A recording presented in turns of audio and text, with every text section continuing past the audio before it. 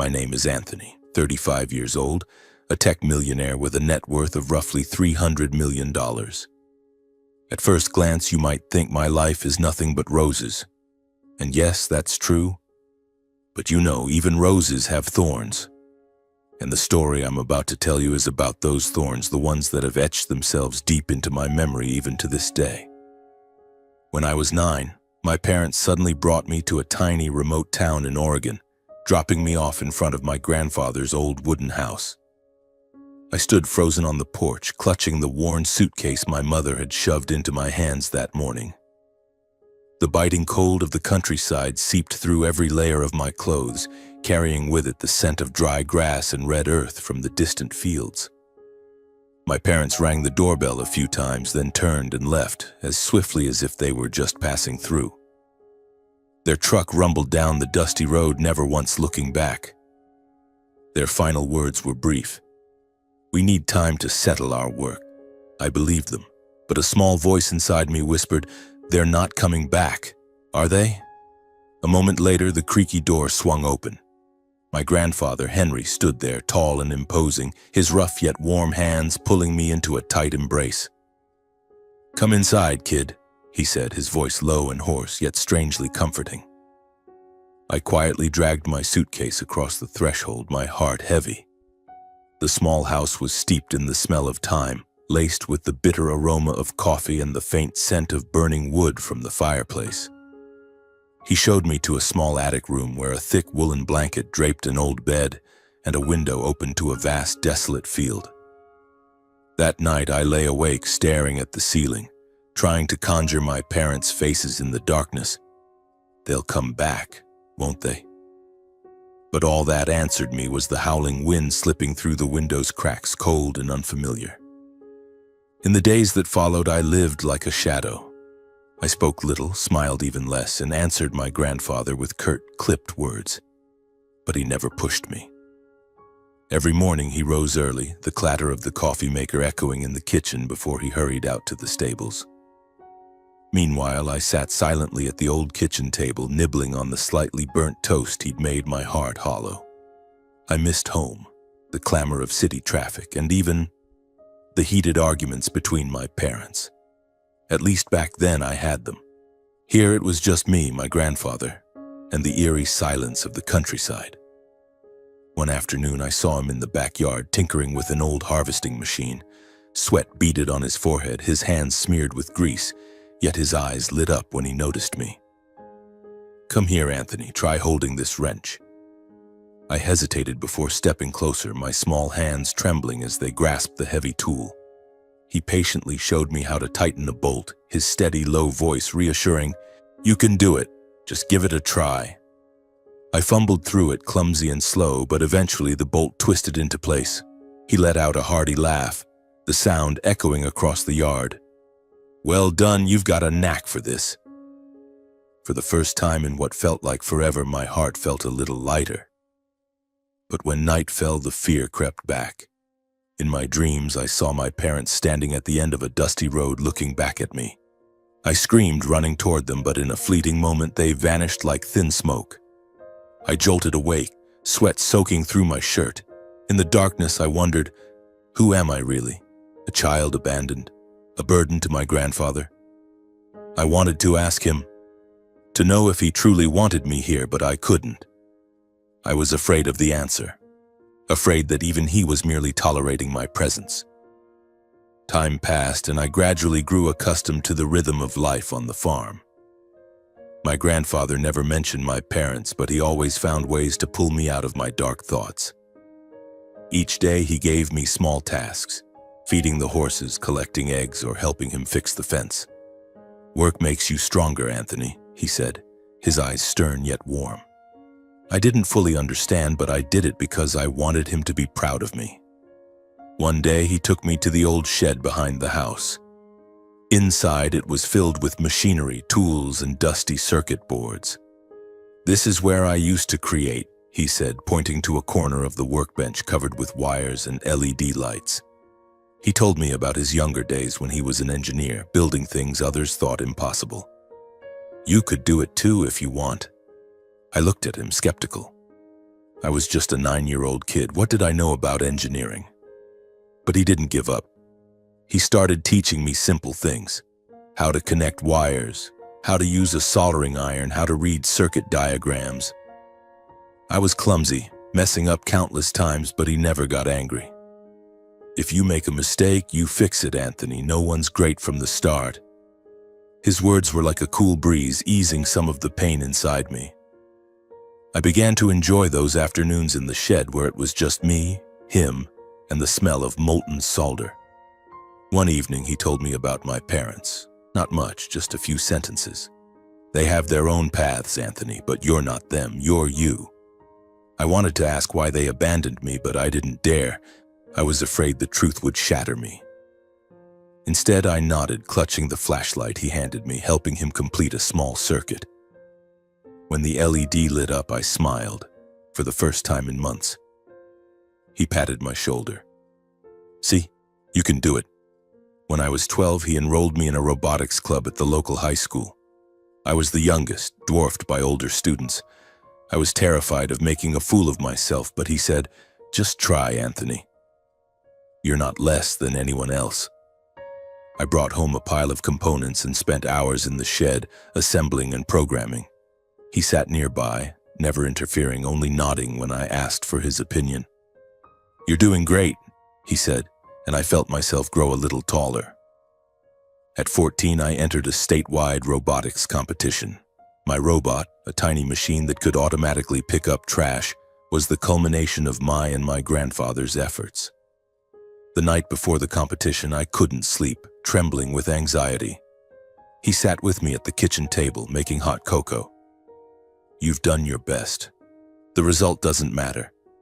What matters is you didn't give up." I looked at him, the man with silver hair and a kind smile, and I knew I couldn't let him down. On the day of the competition, I stood in the crowd, my heart pounding. When my robot passed every challenge and was announced as the champion, I could hardly believe it. I ran outside and called him. "I won!" I shouted into the phone. He laughed loudly, his voice hoarse with emotion. "I knew you could do it." That evening, he threw a small party at the farm. Just a few neighbors, a homemade cake, and music from an old radio. I sat on a wooden bench watching everyone laugh and talk, my heart filled with an unfamiliar warmth. I realized that even without my parents, I had a family: my grandfather, the farm, and the people who believed in me. But deep inside, I still wondered, why didn't my parents want me? That question lingered like an unhealed wound, waiting for the day I'd be brave enough to face it. In the years following my victory at the robotics competition, I felt a surge of newfound strength.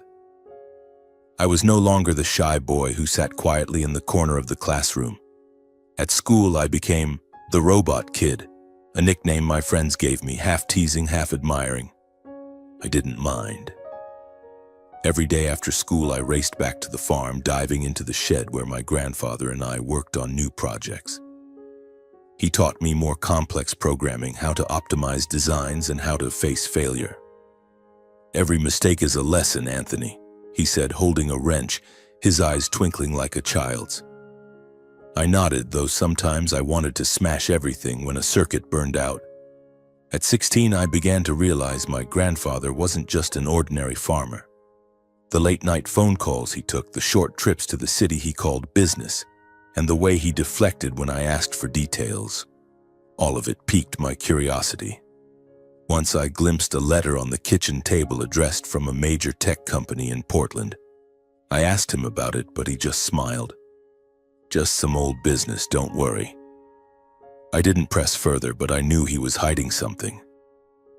Those days were a mix of joy and unease. I loved life on the farm, the mornings riding horses with him across the fields, the smell of wood smoke from the fireplace. But the question of my parents remained a thorn in my heart. I tried not to think about them, but every time I saw a family in town, parents driving their kids to school, laughing together, my chest felt hollow. I wondered where they were, what they were doing, and why they'd never called or written. My grandfather seemed to sense that pain. He never forced me to talk, but he always kept me busy. as if he knew work was the best medicine. At 17, I took on a bigger project, building a robotic arm to assist people with disabilities. It was his idea. "Make something that helps, Anthony," he said one afternoon as we sat on the porch watching a fiery sunset. "Your talent is meant to change lives." I spent nearly a year on the project, skipping hangouts with friends. He supported me every step of the way, from finding research materials to connecting with an engineer in Portland for advice. When the robotic arm was complete, it wasn't just a machine, it was proof of what we'd built together. That project took me to a national science fair in Seattle. For the first time, I left Oregon standing among hundreds of competitors from across the country, feeling smaller than ever. But as I presented, watching the robotic arm move smoothly, I saw my grandfather's proud gaze from the stands. I won second place, not first like before, but he still hugged me tightly, whispering, "You made me so proud." On the drive home, I fell asleep in the car, my head resting on his shoulder, feeling safer than ever. Then came my 18th birthday. It was a dreary, rainy day, gray and cold. I woke up early hearing him clattering in the kitchen. The smell of freshly baked cookies wafted through the air, mingling with the sound of an old song on the radio. I smiled, knowing he was planning a surprise, as he did every year. But that day felt different. He called me downstairs, his voice more serious than usual. "Anthony, sit with me." I sat across from him at the kitchen table, a plate of cookies and a small wooden box before me. He slid the box toward me, his eyes deep and piercing. "Open it." I hesitated, my heart racing for no clear reason. Inside was a simple yet finely crafted silver ring, the inner band engraved with the word legacy. I looked at him, confused. "What is it?" He took a deep breath, as if preparing to say something momentous. "This ring was mine, and now it's yours. It's not just a gift, it's a reminder. Live with purpose and leave a legacy to be proud of." His voice was low but powerful, sending a shiver through me. I slipped the ring onto my finger, feeling its weight not just on my hand but in my heart. I wanted to ask more, but he changed the subject, urging me to eat the cookies before they cooled. Breakfast passed with laughter and familiar stories, but I couldn't stop looking at the ring. It felt like it held a secret, a promise I didn't yet understand. That evening, as we sat by the fireplace, I mustered all my courage. "Grandpa," I said, my voice trembling, "why did my parents abandon me? Why did they leave me with you?" The question, buried in my heart for 9 years, burst out like a dam breaking. I feared he'd dodge it, but he looked straight at me, his eyes sad yet resolute. "Anthony," he began, "your parents. They weren't bad people, but they were blinded by greed." He spoke slowly, as if tearing open old wounds. "When I was young, my parents tried to seize his wealth by forging documents while he was abroad on business. They thought he wouldn't notice, but he did. He confronted them, declaring he'd leave his entire fortune to charity, not a cent to his children. Furious and defeated, my parents left. And they left me behind, thinking only of themselves. I sat there, stunned. I thought I'd cry, but I didn't. Instead, I felt a smoldering anger mixed with pain. "Why didn't you tell me sooner?" I asked, my voice choking. "Because I wanted you to grow up with hope, not resentment," he replied. "But now you're old enough to know the truth, and you're old enough to decide." He placed a hand on my shoulder, his voice firm. "My wealth, all of it, is yours now. Not because I want it, but because you've earned it." I stared at him, incredulous. Wealth? I'd never thought about money. To me, he was just a simple farmer living in an old wooden house, but he shook his head when I tried to ask more. "Don't worry about it now, just live well, Anthony, that's what I want." That night I lay in bed, staring at the ring glinting under the lamplight. It wasn't just a gift, it was a declaration that I belonged here, with him, with the farm, with myself. But deep inside I sensed a storm brewing. The truth about my parents, the wealth, the ring, all were pieces of a puzzle I wasn't yet ready to assemble. Then autumn arrived, painting the Oregon sky in vibrant gold. The ripe barley fields stretched endlessly, shimmering under the sunlight. My grandfather and I kept our old routine, riding horses in the early mornings, tinkering with new projects in the shed in the afternoons. But I began to notice him slowing down. He'd pause mid-task while fixing machinery, hands on his hips, breathing heavily. "Getting old, Anthony," he'd chuckle when I asked, worried. "Just let me rest a bit." I nodded, but unease gnawed at me. He was the only person I had, and the thought of losing him made it hard to breathe. One morning I woke up late, struck by the unusual silence, no clattering from him in the kitchen. I rushed downstairs, calling out, "Grandpa!" Silence. My heart pounded as I opened his bedroom door. He lay on the bed, eyes closed, face pale. I rushed to him, shaking him, my voice breaking. "Grandpa, Grandpa, wake up!" But he didn't stir. I touched his hand, it was cold. I stood there, frozen, as if the world had collapsed. I don't remember how I called 911, only that when the ambulance arrived, they confirmed what I couldn't accept. My grandfather had passed away from a stroke in the night. The hours that followed blurred like a nightmare. I sat in the living room, clutching the silver ring he'd given me, listening to people come and go. Neighbors visited, each with a story about him. How he'd fixed their tractors for free or lent them money in hard times. I listened, but couldn't speak. My mind was empty, repeating one question. "Why, Grandpa? Why did you leave me?" The funeral was held at the town's small church where he'd taken me every Sunday. The pews were packed. Farmers, engineers, even a few suited strangers from the city I'd never met. I stood by the casket, looking at his face, serene as if asleep. I wanted to scream, to pull him up, but I just stood there, gripping the ring, feeling it was the only thing keeping me from breaking apart. As the pastor read the prayers, I recalled our evenings by the fireplace when he'd talk about engineering, patience, and living with purpose. "You are my legacy," he'd said. Now he was gone, and I didn't know how to go on. All I knew was that no matter how much it hurt, I had to be strong for him. That day at the funeral, as I stood in the churchyard thanking mourners, a sleek black car pulled up.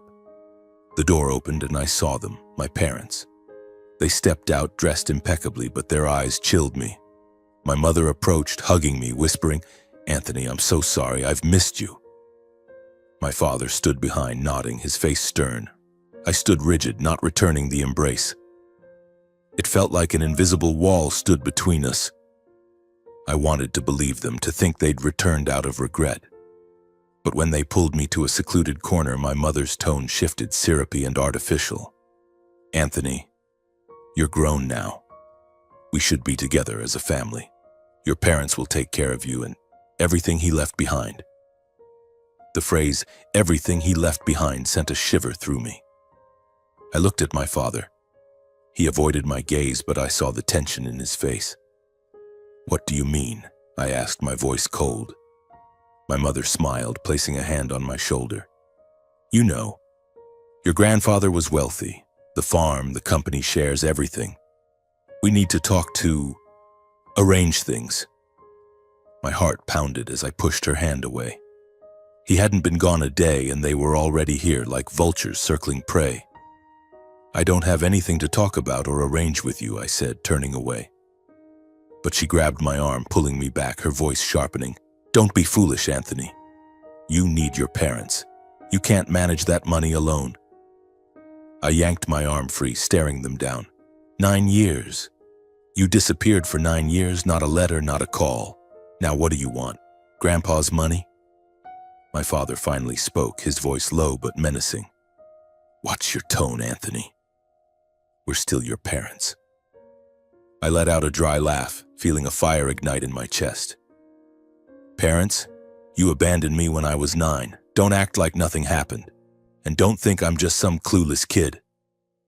I walked away without looking back, but my heart was in turmoil. They stayed in town, renting a room at a nearby inn. In the days that followed, they called, texted, even showed up at the farm. Each time I saw them, I remembered his words. They were blinded by greed. I knew they hadn't come back for me. They wanted his wealth, something I hadn't even begun to consider. but I was also scared. I was just an 18-year-old kid. How could I stand up to them? A week after the funeral, I was summoned to a lawyer's office in Portland. Ms. Laura Bennett, my grandfather's attorney, greeted me in a glass-walled room overlooking the Willamette River.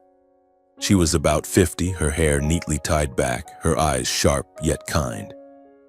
"Anthony," she said, handing me a glass of water, "are you ready?" I nodded, though my heart pounded. My parents were there too, sitting across from me, their faces composed but exchanging glances as if anticipating something. Ms. Bennett opened a folder and began reading the will. Her voice was steady, but each sentence hit me like a hammer. My grandfather had left me everything.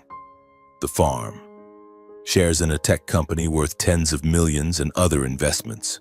Over $100 million in total. I sat there, stunned, unable to believe it.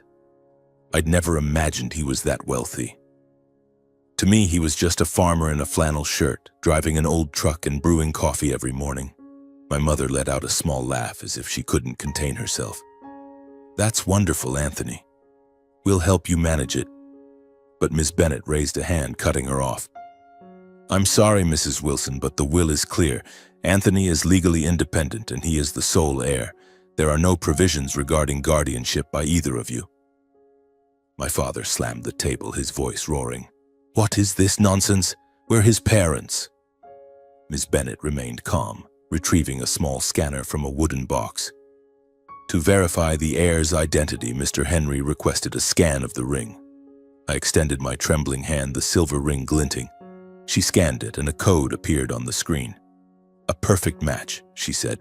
"This ring is the key, Anthony." Mr. Henry encoded it to ensure only you received the inheritance. My mother's face paled, and my father shouted, "What? A ring?" The old man was insane. But Ms. Bennett didn't flinch. She produced another document, her voice icy. "Furthermore, you relinquished guardianship of Anthony 10 years ago when you signed this. The law does not recognize any claims from either of you." The room felt like it had frozen over. I looked at my parents, seeing anger and panic in their eyes. My mother tried to say something, but she only stammered. My father stood, pointing at me. "You'll regret this, Anthony. You don't know what you're doing." I didn't respond, just gripped the ring, feeling its weight. It wasn't just a gift, it was a shield my grandfather had left to protect me from the very people who'd abandoned me. As they stormed out, Ms. Bennett placed a hand on my shoulder. "Are you okay, Anthony?" I nodded, but my heart was a tangled mess. I'd just been handed a fortune, but all I wanted was my grandfather back. I looked out the window, watching my parents' figures fade into the rain. They wouldn't stop, I knew. But I also knew, thanks to him, I had the strength to face them. The rain still fell in a gray drizzle over Portland as I left the lawyer's office. The silver ring on my finger felt heavy, as if carrying the entire world my grandfather had left behind. I drove his old truck back to the farm, my mind a whirlwind. $100 million. The number echoed in my head, not as joy but as pressure. I'd never thought about money.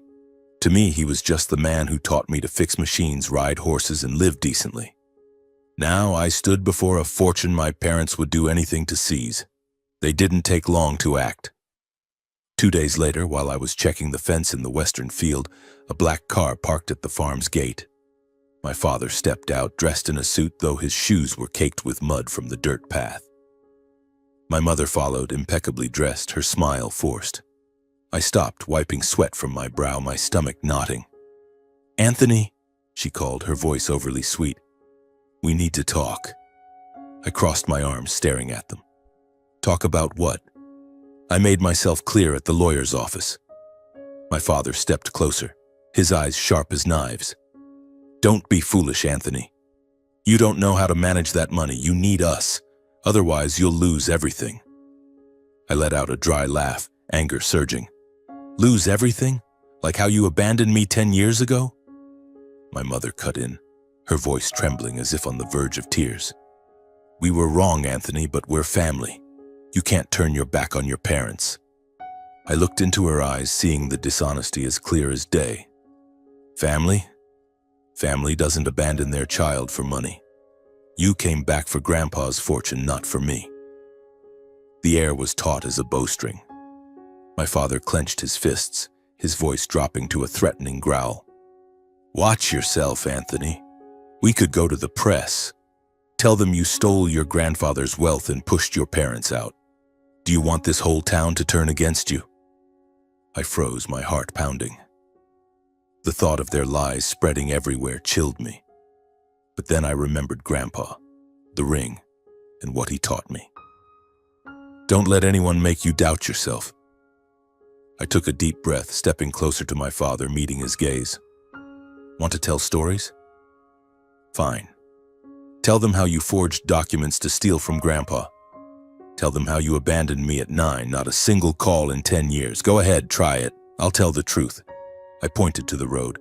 Now get out of here before I call the police. My mother paled and my father stepped back as if stunned that I'd stand up to him.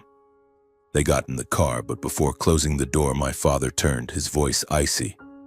This isn't over, Anthony. Their car sped off, leaving me standing in the field, my heart still racing. I gripped the ring, feeling the word legacy etched into my skin. I knew they wouldn't stop, but this time, I wasn't afraid. The following week, I was called to the headquarters of my grandfather's tech company in Portland.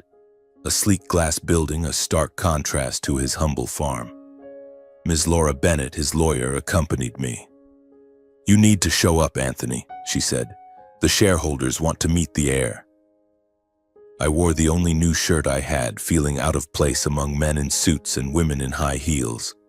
But as I entered the boardroom, I saw curious, even skeptical eyes from those seated around the table. Ms. Bennett introduced me, her voice firm. This is Anthony Wilson, the sole heir to Mr. Henry Wilson's shares. An older man, introducing himself as the CEO, spoke up. No offense, young Anthony, but you're young. What are your plans for this company? I took a deep breath, recalling the nights Grandpa taught me about engineering and responsibility. I won't promise to do everything perfectly, I said. But I learned from my grandfather I'll keep this company true to his vision, innovation, and helping people. The meeting dragged on, and I sensed a shift in their eyes, from doubt to curiosity, then gradual acceptance. But as I left the boardroom, an employee rushed after me, whispering, Mr. Anthony, someone's waiting for you in the lobby. They say they're your parents. My heart sank. I knew they wouldn't give up easily. I stepped into the lobby and saw my parents standing there beside a stranger in a gray suit. My father approached, his voice calm but calculating. Anthony, this is Mr. Carter, our lawyer. We found a way to prove your grandfather's will is invalid. Unless you share the fortune, we'll take this to court. The man, Mr. Carter, handed me a stack of documents, his eyes cold. You should consider this, Mr. Wilson. A lawsuit could drag on for years and you'll lose a lot. I looked at them, feeling cornered. But then I remembered Grandpa, how he taught me to fix a broken circuit. One step at a time, Anthony, don't panic. I met Mr. Carter's gaze. If you think the will is invalid, take it to court. But I have the ring, Grandpa's signature, and the truth. These two, I pointed at my parents, abandoned me long ago. They have no rights here. My mother shouted, Anthony, how dare you? But I didn't stop. I turned to my father, my voice calm but sharp. You want to fight me? Fine. But if you go public, I'll tell everything about the forged documents, about abandoning me. The world will know who you are. I stepped forward, pointing to the door. Get out and don't come back. They stood there, stunned. Mr. Carter muttered something, but my father raised a hand to silence him. They left without another word. As the glass door closed, I exhaled, feeling like I'd just weathered a storm. Ms. Bennett, who'd been standing behind me, patted my shoulder. You did well, Anthony. Henry would be proud. That night, back at the farm, I couldn't sleep. I sat at the kitchen table, opening the old wooden box my grandfather had left behind. Inside was his journal, its yellowed pages chronicling his life. From the days he built his company to the years he raised me. I read, each line pulling me back to our time together, but the final page left me choked with emotion. He wrote, Anthony, you are my hope. If you're reading this, use what I've left you to help others. Build Henry's Hope, a foundation for orphaned children like you so they can learn engineering, science, and find light in the darkness. I sat there, tears falling silently. He hadn't just left me money. He'd left me a mission. The next morning, I called Ms. Bennett, telling her about my idea to establish Henry's Hope. She smiled over the phone. I was waiting for you to say this. Henry was certain you'd do this for him. I got to work immediately. I reached out to advisors, met with people who'd worked with my grandfather, and planned the foundation. I wanted it to be more than scholarships, a place where orphaned children felt loved and believed in, just as he'd made me feel. I hired a small team, using part of the fortune to build the foundation's office right on the farm. Every day I worked late, reviewing applications from children in need, feeling as if he were still beside me, guiding me. Not everyone supported me. Some company shareholders doubted me, saying I was too young to run both the foundation and the company. They urged me to sell my shares, to let adults take over. I refused.